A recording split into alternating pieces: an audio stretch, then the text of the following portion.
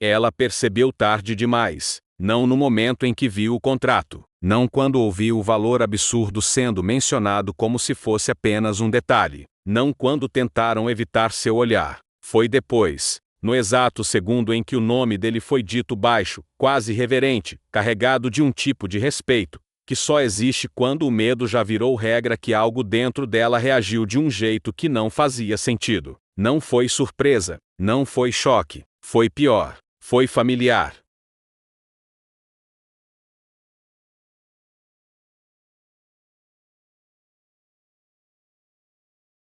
Como se aquela informação não estivesse chegando pela primeira vez, mas voltando de um lugar onde nunca deveria ter sido esquecida. E antes que pudesse organizar um único pensamento, antes que conseguisse transformar aquele desconforto em palavras, a frase veio. Simples, direta, irreversível. Você já foi entregue. Não será. Não pode ser. Já foi. E naquele instante, o chão não desapareceu, ele permaneceu exatamente onde estava. Porque a realidade não quebrou de forma dramática.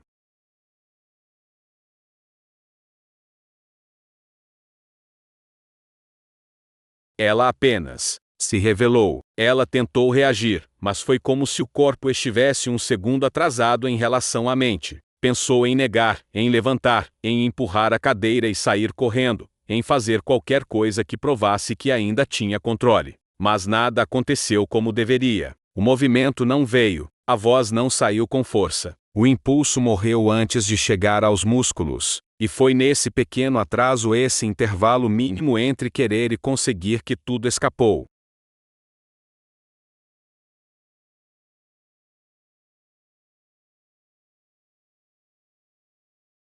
Quando percebeu, já estavam conduzindo ela para fora da sala com uma calma absurda, como se não houvesse risco, como se não existisse sequer a possibilidade de resistência. Ninguém segurou seu braço com força. Ninguém ameaçou. Ninguém precisou, porque todos ali sabiam de algo que ela ainda não entendia, mas já sentia. Aquilo não estava começando, aquilo estava continuando. O ar do lado de fora parecia mais frio, mas não trouxe alívio.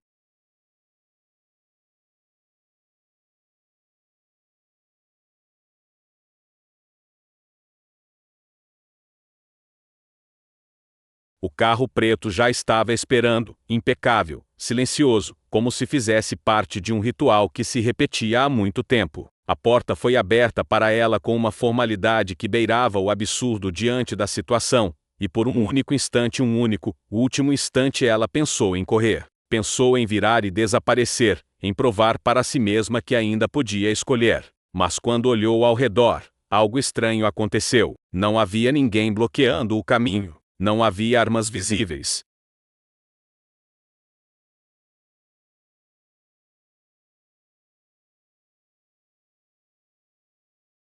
Não havia gritos. E ainda assim, não existia saída. Não porque era impossível fugir, mas porque a sensação era outra. Era como se o mundo lá fora já não fosse mais acessível para ela. Como se tivesse sido cortada dele antes mesmo de tentar voltar. E foi isso que a fez entrar no carro. Não obediência, não medo, mas uma certeza silenciosa e aterradora. Fugir não mudaria nada. Quando a porta se fechou, o som foi baixo, mas definitivo, e algo dentro dela respondeu a esse som.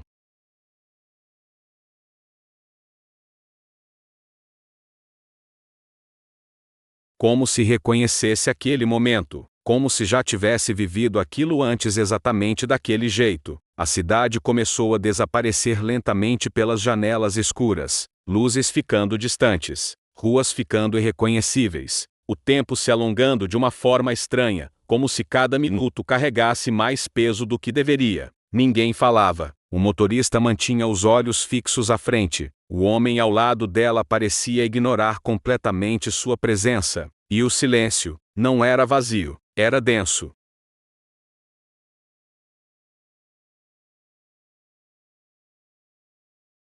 Carregado, quase físico, pressionando o peito, desacelerando os pensamentos, criando espaço para algo pior crescer. E então começou. Não foi uma lembrança clara, não foi uma imagem completa, foi um fragmento, um reflexo distorcido dentro da mente, um corredor, uma porta, uma sensação de urgência, um erro. Sumiu rápido demais para ser entendido, mas deixou algo para trás, uma marca, um eco, e quanto mais o carro avançava, mais esses fragmentos surgiam, pequenos, incompletos, mas insistentes. Como se alguma coisa estivesse tentando voltar à superfície, e sendo puxada de volta antes de conseguir. Quando os portões surgiram, ela não reagiu com surpresa, e esse foi o momento em que o medo mudou de forma, porque ela não conhecia aquele lugar, mas reconheceu, não pela lógica, não pela memória consciente, mas por algo mais profundo, mais antigo, mais difícil de ignorar. Cada detalhe parecia errado e familiar ao mesmo tempo.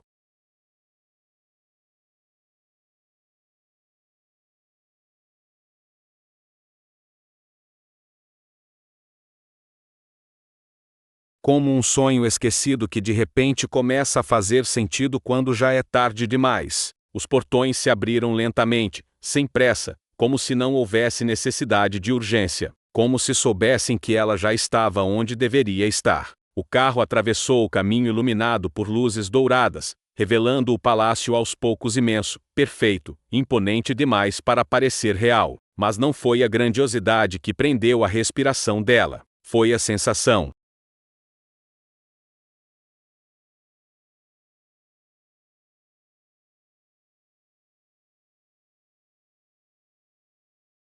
A certeza crescente, inevitável, sufocante, de que aquilo não era uma chegada, era um retorno. Quando o carro parou, ninguém disse nada. A porta foi aberta, e ela saiu como alguém que já sabia o que viria a seguir, mesmo sem entender como. O corpo parecia mais pesado. Cada passo exigia mais esforço, como se estivesse atravessando algo invisível. O ar ali era diferente, mais espesso, mais lento, e absurdamente familiar. Dentro do palácio, tudo era silêncio e precisão.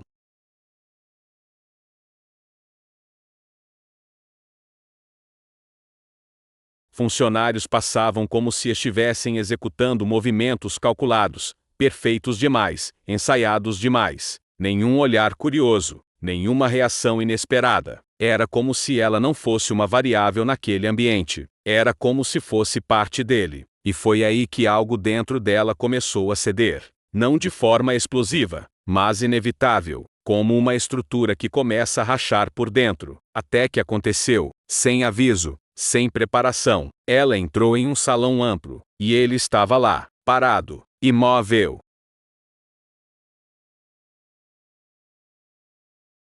Esperando, e naquele instante, o tempo não desacelerou, ele simplesmente parou, o som desapareceu, o ar ficou pesado, e quando os olhos dele encontraram os dela, não houve dúvida, não houve interpretação, não houve erro, foi reconhecimento absoluto, cru, direto, inescapável, como se aquele momento não fosse novo, como se fosse inevitável. Mas o que destruiu qualquer tentativa de negar aquilo foi a reação dele. Porque ele não se surpreendeu, não hesitou, não questionou, ele apenas confirmou.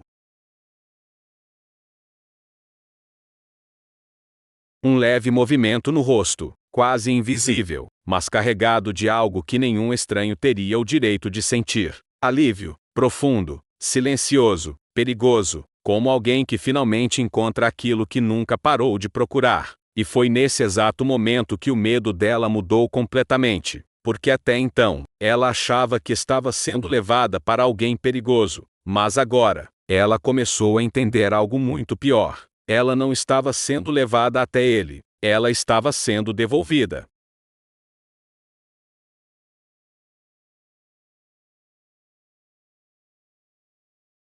Você demorou. A voz dele veio baixa, firme, sem espaço para dúvida, e a forma como ele disse aquilo não era uma acusação, era uma certeza, como se aquele encontro tivesse sido apenas uma questão de tempo, como se tudo, absolutamente tudo, tivesse levado até aquele ponto. Ela tentou falar, tentou negar, tentou se agarrar à única coisa que ainda parecia segura, a ideia de que nunca tinha estado ali. Eu não sei quem você é, mas a própria voz falhou.